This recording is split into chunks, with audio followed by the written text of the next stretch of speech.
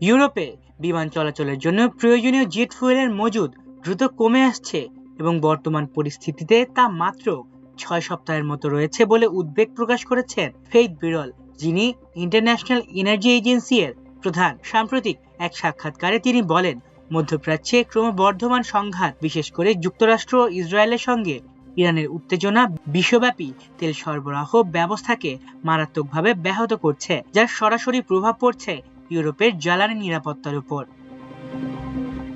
তিনি সতর্ক করে জানান, এই পরিস্থিতি অব্যাহত থাকলে খুব শিগগিরই ইউরোপ জুড়ে বিমান চলাচলে বড় ধরনের বিঘ্ন দেখা দিতে পারে। অনেক এয়ারলাইন্সকে ফ্লাইট কমানো বা বাতিল করার মতো কঠিন সিদ্ধান্ত নিতে হতে পারে, যা ভ্রমণ, বাণিজ্য ও পর্যটন খাতে বড় ধাক্কা দেবে। ইতোমধ্যেই কিছু জ্বালানি সরবরাহ চেইনে চাপ তৈরি হয়েছে এবং নতুন করে সরবরাহ নিশ্চিত করা কঠিন হয়ে উঠছে।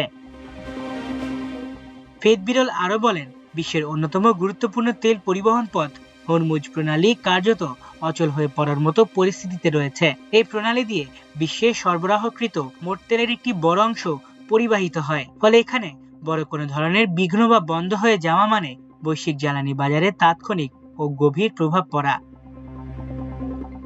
তার ভাষায়, আমরা সম্ভবত আমাদের জীবনের সবচেয়ে বড় জ্বালানি সংকটের মুখোমুখি হচ্ছি। এই সংকট কেবল জ্বালানি খাতে সীমাবদ্ধ থাকবে না, বরং এটি ধীরে ধীরে বৈশ্বিক অর্থনীতির প্রতিটি স্তরে প্রভাব ফেলবে। উৎপাদন ব্যয় বাড়বে, সরবরাহ ব্যবস্থা ব্যাহত হবে এবং বিভিন্ন শিল্প খাতে অনিশ্চয়তা তৈরি হবে।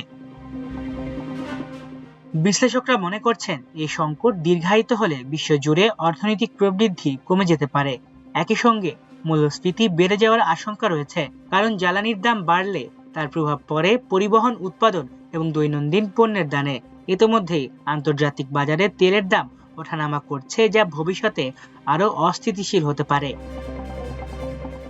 ফেইথ বিরল সতর্ক করে বলেন, পেট্রোল, গ্যাস এবং বিদ্যুতের দাম উল্লেখযোগ্য হারে বাড়তে পারে, যা সাধারণ মানুষের জীবনযাত্রার ব্যয় বাড়িয়ে দেবে। উন্নয়নশীল দেশগুলো এই সংকটে বেশি ক্ষতিগ্রস্ত হতে পারে, কারণ তাদের জ্বালানি আমদানির উপর নির্ভরশীলতা বেশি এবং অর্থনৈতিক স্থিতিশীলতা তুলনামূলক দুর্বল। এদিকে ইউরোপের বিভিন্ন দেশ ইতোমধ্যে বিকল্প জ্বালানি উৎস খোঁজার চেষ্টা শুরু করেছে এবং মজুদ বাড়ানোর উদ্যোগ নিচ্ছে। তবে স্বল্প সময়ে এই সংকট মোকাবিলা করা সহজ হবে না বলে ধারণা করা হচ্ছে। পরিস্থিতি দ্রুত উন্নতি না হলে জ্বালানি সংকট থেকে শুরু হয়ে তা বৈশ্বিক অর্থনৈতিক সংকটের রূপ নিতে পারে বলে আশঙ্কা প্রকাশ করা হচ্ছে। মাল্টিমিডিয়া ডেস্ক, আমার দেশ।